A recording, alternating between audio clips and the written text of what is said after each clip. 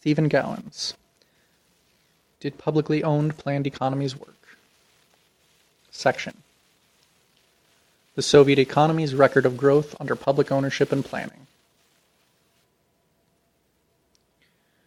From the moment in 1928 that the Soviet economy became publicly owned and planned, to the point in 1989 that the economy was pushed in a free market direction, Soviet GDP per capita growth exceeded that of all other countries but Japan, South Korea, and Taiwan. GDP per person grew by a factor of 5.2, compared to 4.0 for Western Europe and 3.3 for the Western European offshoots, the USA, Canada, Australia, and New Zealand. In other words, over the period in which its publicly owned planned economy was in place, the USSR's record in raising incomes was better than that of the major industrialized capitalist countries. The Soviet Union's robust growth over this period is all the more impressive considering that the period includes the war years, when a major assault by Nazi Germany left a trail of utter destruction in its wake. The German invaders destroyed over 1,500 cities and towns, along with 70,000 villages, 31,000 factories, and nearly 100 million head of livestock. Growth was highest to 1970, at which point expansion of the Soviet economy began to slow. However, even during this so-called, and misnamed, post-1970 period of stagnation, the GDP per capita grew 27%.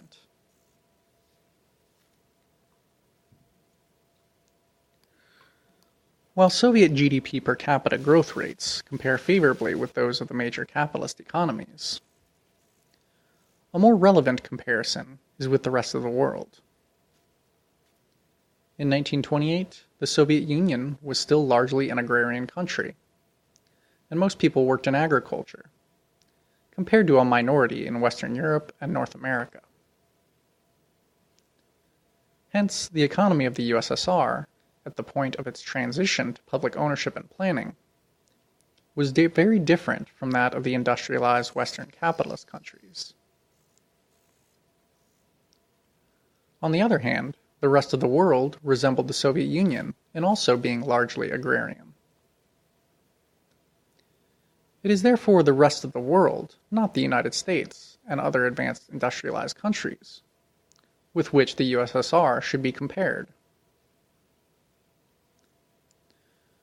From 1928 to 89, Soviet GDP per capita not only exceeded growth in the rich countries, but exceeded growth in all other regions of the world combined, and to a greater degree. Hence, not only did the publicly owned, planned economy of the Soviet Union outpace the economies of richer capitalist economies, it grew even faster than the economies of countries that were most like the USSR in 1928. For example, outside its southern core, Latin America's GDP per capita was $1,332 in 1990 US dollars, almost equal to the USSR's 1,370.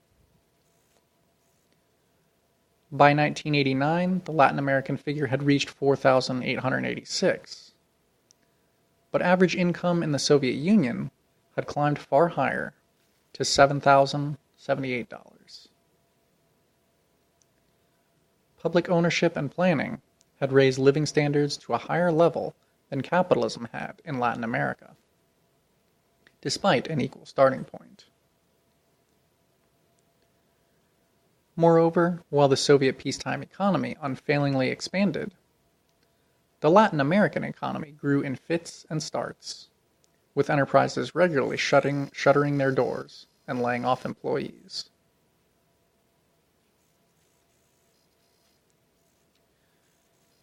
Perhaps the best illustration of how public ownership and planning performed better at raising living standards comes from a comparison of incomes in Soviet Central Asia, with those of the neighboring countries in the Middle East and South Asia. In 1928, these areas were in a pristinely pre-industrial state. Under public ownership and planning, incomes grew in Soviet Central Asia to $5,257 per annum by 1989, 32% higher than in neighboring capitalist Turkey, 44% higher than in neighboring capitalist Iran, and 241% higher than in neighboring capitalist Pakistan. For Central Asians, it was clear on which side of the Soviet Union's border standards of living were the highest. End of section.